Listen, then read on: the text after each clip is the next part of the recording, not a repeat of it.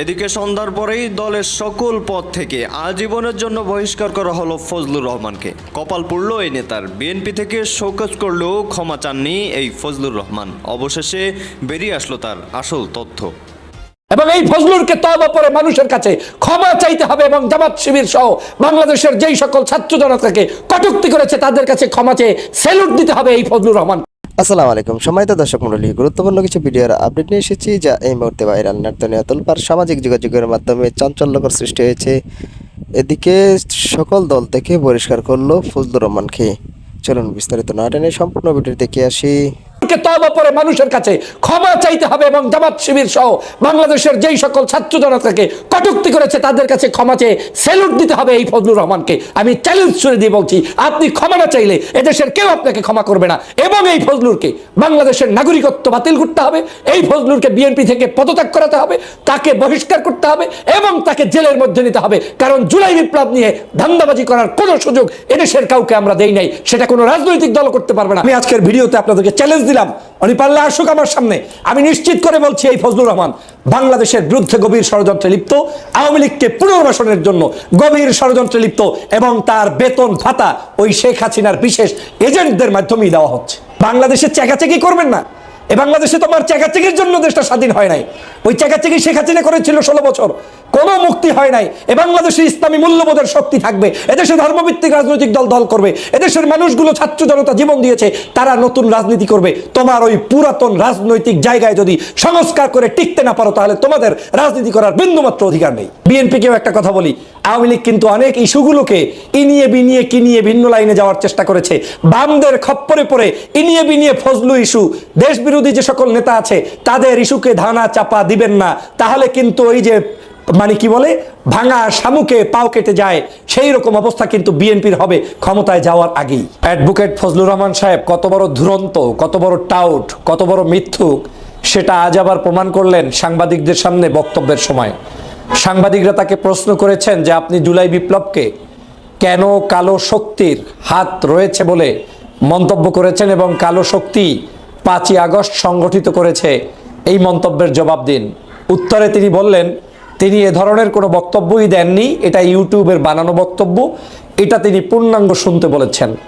কত বড় জাহেল হলে মানুষ এই ধরনের মন্তব্য করতে পারে, যার বক্তব্য সমগ্র বাংলাদেশের নিউজ পত্র পত্রিকা ইউটিউব সব জায়গায় স্পষ্ট তিনি বলেছেন এই 5ই আগস্ট সংগঠিত করেছে একটি কালো অপশক্তি এবং এই অপশক্তির নাম হচ্ছে বাংলাদেশ জামায়াতে ইসলামী, এবং সেটাই আরো আগ বাড়িয়ে কাজ করেছেন জামায়াত ইসলামের ছাত্র সংগঠন ইসলামী ছাত্র শিবির।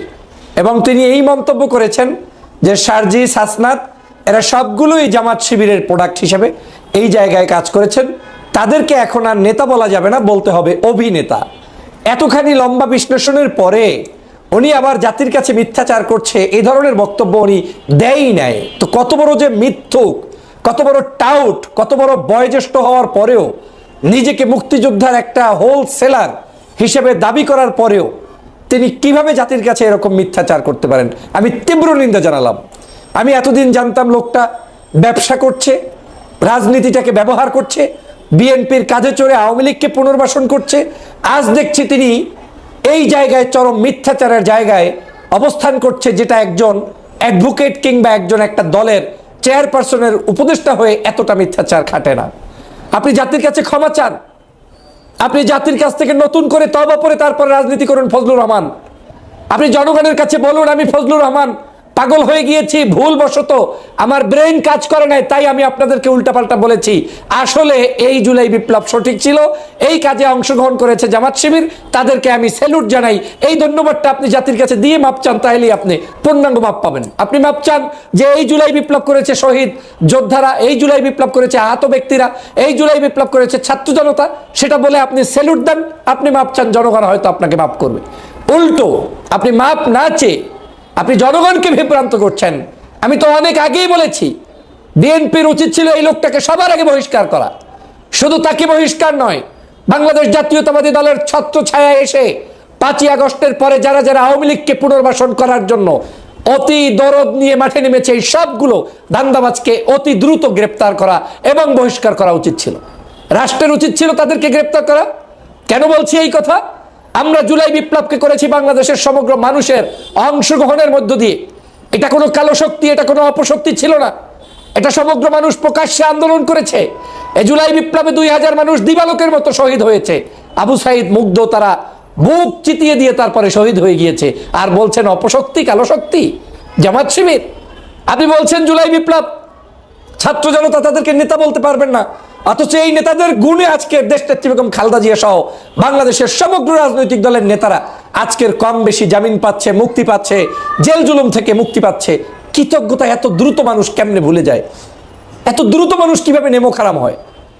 মাত্র একটা বছর পার করতে পারলেন না, তার মধ্যেই ছাত্র জনতাকে বিতর্কিত করছেন, মন্তব্য করছেন, তাদেরকে বলছেন, গালিগালাজ করছেন, রাজাকার বলছেন, আলবদর আল শামস বলছেন, আর ইনিয়ে বিনিয়ে আপনি কে কোন জায়গায় বক্তব্য দেয় তাদেরকে দোষারোপ করছেন, আমাদেরকে দোষারোপ করছেন।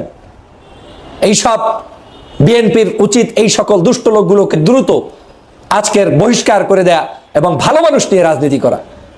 আমি ধন্যবাদ জানাই যে আপনারা অন্ততপক্ষে একটা চিঠি ইস্যু করেছেন, কিন্তু জনগণ কিন্তু ওত পেতে বসে আছে, রাত 9টা পর্যন্ত অপেক্ষা করবে, দেখবে 9টার সময় এই ফজলুর বিএনপিকে কি জবাব দেয়, আর বিএনপি সেটার উপর ভিত্তি করে ফজলুরকে কি জবাব দেয়। 9টার পরে রফা দফা হবে। বাংলাদেশের জনগণের সাথে ধান্দাবাজি করে, জুলাই বিপ্লবকে অপবিত্র করে কোনো একজন লোক কোনো রাজনৈতিক সংগঠনের ছত্রছায়ায় থাকতে পারবে না, পারবে না, পারবে না। এই ফজলুরকে, বিএনপিকে অবশ্যই বহিষ্কার করতে হবে, তাকে অবশ্যই মাপ চাইতে হবে, তাকে অবশ্যই জাতির কাছে ক্ষমা চাইতে হবে। শেখ হাসিনার মতো মুক্তিযোদ্ধা বিক্রি করা শুরু করছে, ওর বাবার সম্পত্তি এটা। 1971 সালে বাংলাদেশে হাজার হাজার মানুষ জীবন দিয়েছে, রক্ত দিয়েছে, আপনাদেরকে মুক্তিযুদ্ধের সার্টিফিকেট বিক্রি করার জন্য না। আপনি মুক্তিযুদ্ধ করছেন, কিসের মুক্তিযুদ্ধ? যেই মুক্তিযুদ্ধকে অংশগ্রহণ করার মধ্য দিয়ে আপনার হওয়া উচিত ছিল দেশপ্রেমিক, আপনি সেটা না হয়ে আপনি দেশদ্রোহী হয়ে যাচ্ছেন। 24-এর অভ্যুত্থানকে মেনে নিচ্ছেন না, বিপ্লবকে মেনে নিচ্ছেন না, উল্টো তাদেরকে ইঙিয়ে বিঙিয়ে চেগিয়ে আপনি বলছেন রাজাকার বলছেন। এই আওয়ামী লীগের বিক্রি করা ইতিহাসে দেশে চলবে না। এই জামাত শিবিরকে নিয়ে অনেক কথা 16 বছর শেখ হাসিনা বলেছে। 2013 সালে শাহবাগে তৈরি করে নাটক করে মানুষদেরকে ফাঁসি দিয়েছে। কোর্ট থেকে, আদালত থেকে প্রমাণ হয়েছে একটা মানুষও এখানে আজকের কোনো অবস্থায় সেই ফাঁসির যোগ্য ছিল না, তাদেরকে অন্যায়ভাবে ফাঁসি দেওয়া হয়েছে। এটিএম আজহারের মুক্তির মাধ্যমে প্রমাণ হয়েছে যে বাংলাদেশে যতগুলো মানুষকে হত্যা করা হয়েছে সব মানুষগুলোকে অন্যায়ভাবে হত্যা করেছে। আপনার চোখে বাজে না? এত টকশো করতে মন চায়, টকশো করেন পারলে। আপনার এই যে আয়না ঘর নিয়ে টকশো করেন, পারলে টকশো করেন বাংলাদেশের যে সকল মানুষকে গুম করেছে, খুন করেছে, হত্যা করেছে, নির্যাতন করেছে, নিপীড়ন করেছে, 5 শাপলা চত্বর নিয়ে টকশো করেন, মামুনুল সাহেবকে জেলে নিয়েছে টকশো করেন, আলেম ওলামাকে জেলে নিয়েছে টকশো করেন, খালেদা জিয়াকে বন্দি রেখেছে টকশো করেন। সেগুলো কোনো সাবজেক্ট নাই। সাবজেক্ট আসছে আপনার কাছে জামাত শিবির আর 24-এর অভ্যুত্থান। 24-এর গণ অভ্যুত্থান না হলে আপনার মতো লোক ভেস্কি মেরে টিভি তো দূরের কথা, বাংলাদেশের কোনো জায়গায় স্থান পেতেন না। এখন টকশো করেন আর নিজের রমরমা ব্যবসা, এখন জনগণের মধ্যে জনপ্রিয়তা অর্জনের জন্য ধান্দাবাজি শুরু করেছিলেন, ধরা খেয়েছেন। এখন তওবা করা ছাড়া আপনি ফজলুরের আর কোনো স্থান বাংলাদেশে নেই।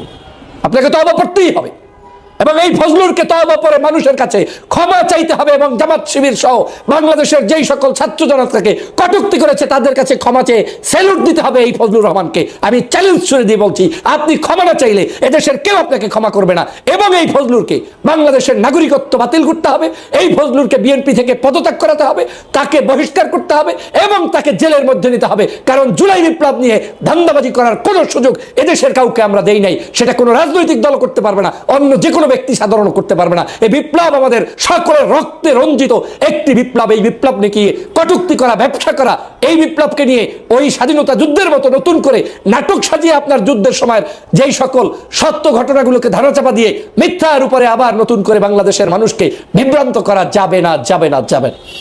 অতএব প্রিয় দেশবাসী, আমাদেরকে সোচ্চার হতে হবে। এখন সুপ্রিম কোর্টের আদালত চত্বরে এসে দাঁড়িয়ে এখন সে সাংবাদিকদের সামনে মিথ্যাচার করছে। সমস্ত ডকুমেন্ট আছে, আজকের একদিনের টকশো না, সারা বাংলাদেশে তার রেকর্ড আছে। প্রতিটা মুহূর্ত তিনি বাংলাদেশের বিরুদ্ধে ষড়যন্ত্র করছে। আমি আজকের ভিডিওতে আপনাদেরকে চ্যালেঞ্জ দিলাম, উনি পারলে আসুক আমার সামনে। আমি নিশ্চিত করে বলছি এই ফজলুর রহমান বাংলাদেশের বিরুদ্ধে গভীর ষড়যন্ত্রে লিপ্ত, আওয়ামী লীগকে পুনর্বাসনের জন্য গভীর ষড়যন্ত্রে লিপ্ত এবং তার বেতন ভাতা ওই শেখ হাসিনার বিশেষ এজেন্টদের মাধ্যমেই দেওয়া হচ্ছে।